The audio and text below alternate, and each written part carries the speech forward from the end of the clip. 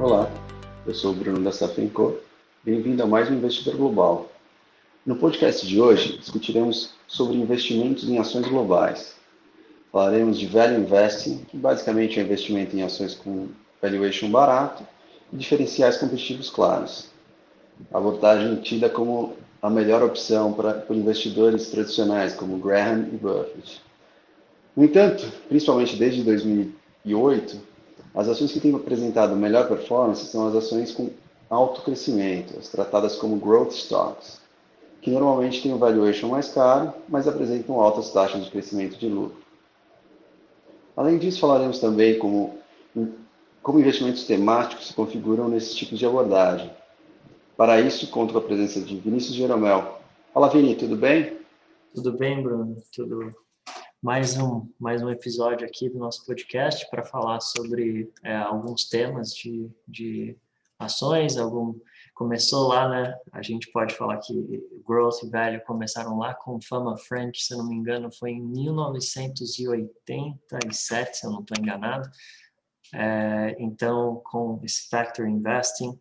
E agora está muito em tema, né? Porque começou-se a rotação dos portfólios em novembro, nos portfólios de ações, saindo de growth para indo para value. Então, estou contente em discutir mais esse tópico com você aqui. Legal, Vini. Pelos dados que eu analisei, a estratégia vencedora entre essas duas vai depender da janela utilizada, né? Em alguns momentos, value tem performance melhor, em outros, growth ganha.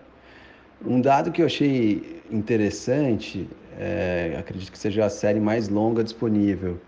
O Bank of America mostra que, ao comparar essas duas abordagens, iniciando em 1926, até o final do ano passado, as ações de value tiveram um retorno praticamente 2 vezes maior que as ações de growth, né? É algo como 1.300.000% comparado com 600.000% para growth.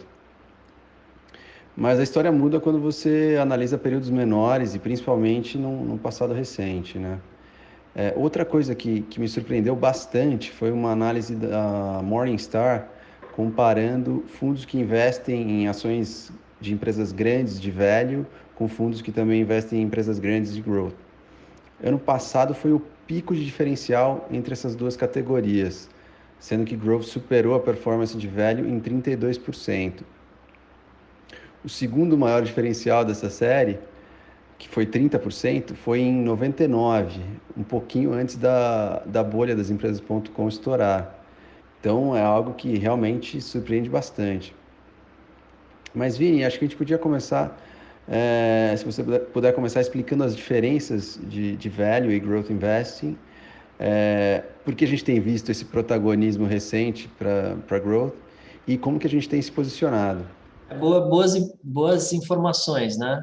Boas observações. Acho que o value se tornou um dos principais investimentos no último século, né? E aí, terminando, como você bem disse, na bolha.com, a gente poderia até estender para até 2007. Não é à toa que o Warren Buffett virou o cara que ele virou, né? Como value investor, porque também foi um dos melhores investimentos no século anterior, né? Mas a partir de 2001, mais particularmente 2008, né, depois das duas crises, growth de fato se tornou o investimento com melhor performance comparado com value e potencializado no ano passado, né? O que a gente acredita é que, bom, a tecnologia deu um salto gigantesco, né? E assim, na vida das pessoas nos últimos 20 anos. Se a gente der um rewind aqui e ir lá para 2000, né? Como é que a gente trabalhava naquela época, né? Como é que a gente fazia as nossas interações, como é que as empresas funcionavam, né? E hoje a gente observa que as empresas ganharam, inclusive esse foi um dos temas, a gente até comentou isso num dos episódios anteriores, né?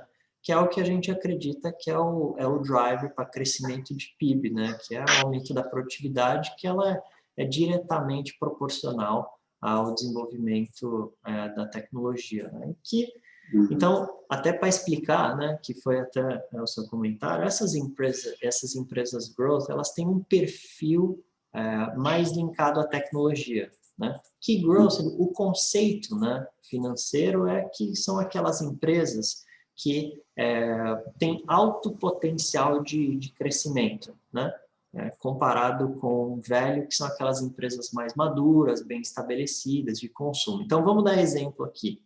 Uma empresa velha, por exemplo, a Coca-Cola, né? Já tem um mercado bem estabelecido, tem o seu market share, as pessoas consomem Coca-Cola e, assim, não tem um crescimento exponencial da Coca-Cola, não é isso que a gente espera, investidores esperam. Outro exemplo, a Nestlé, que é uma empresa, inclusive, suíça, não é que tem um crescimento exponencial.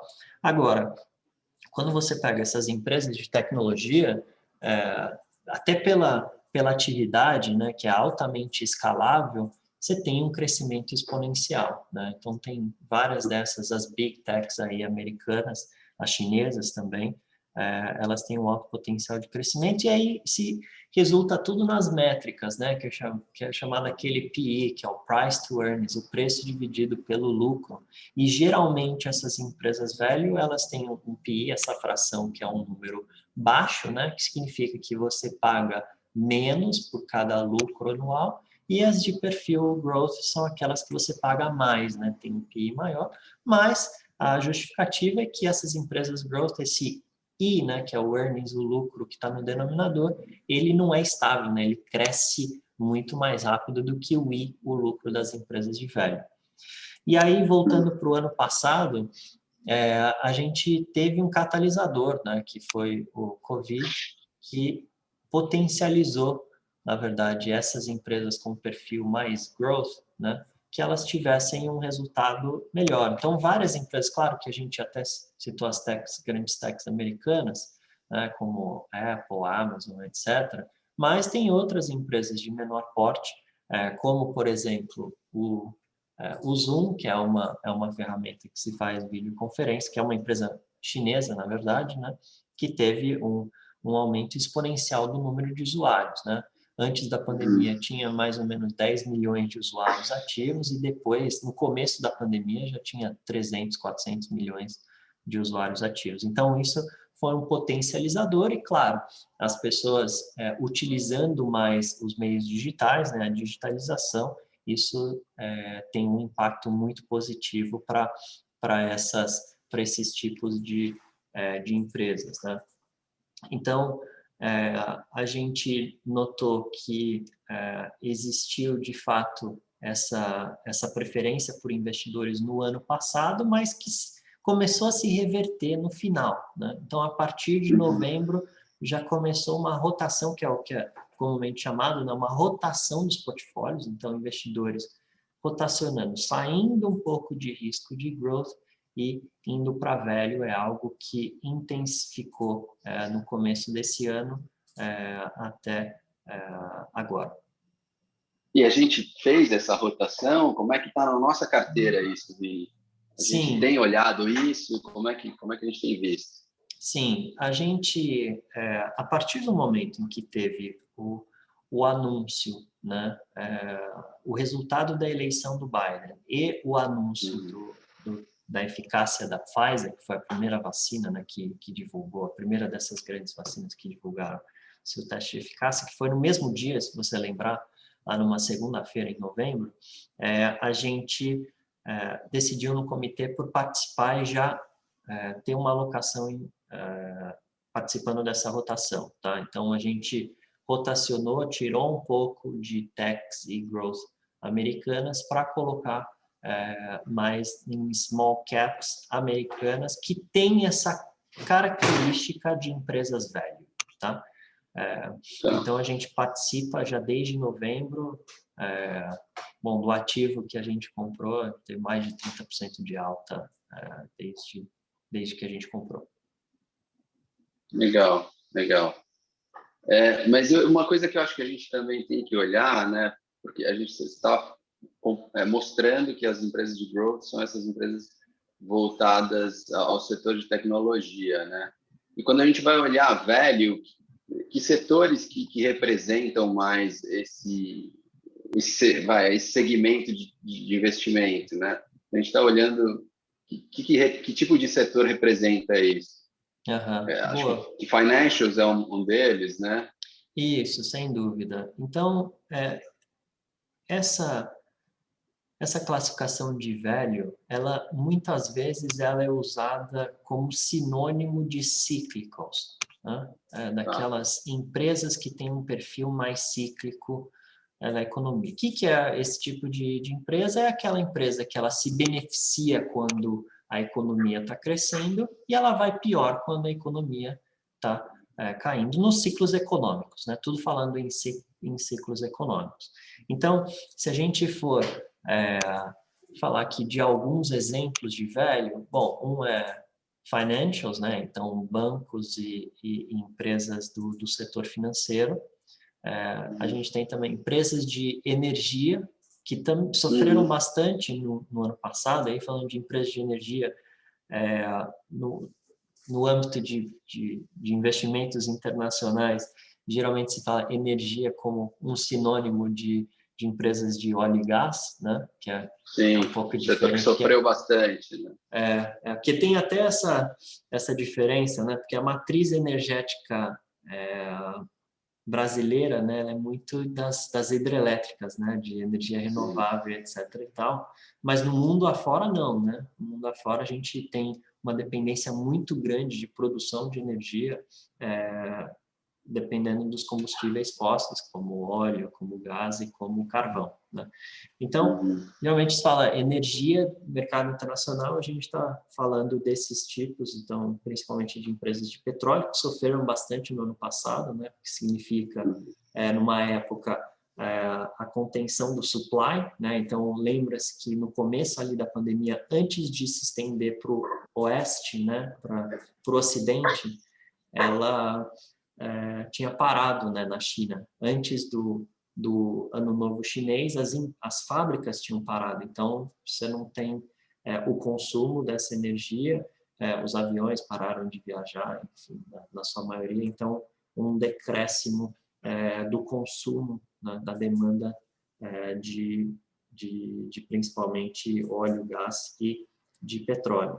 E aí, essas empresas têm perfil cíclico, né? Total de value. Então, com um sinal de melhora, né? Para 2021, que tudo conforme os planos, né? No segundo semestre, a gente começar a já ter uma vida mais normalizada, aí essas empresas, sabe que o mercado adianta bastante, né? Então, o mercado já se adiantando, a gente já teve uma valorização muito grande dessas empresas de energia. Então, se a gente lembrar que no ano passado a gente teve em um determinado momento, né, o preço do petróleo negativo, né, dos contratos futuros, hoje ele já está...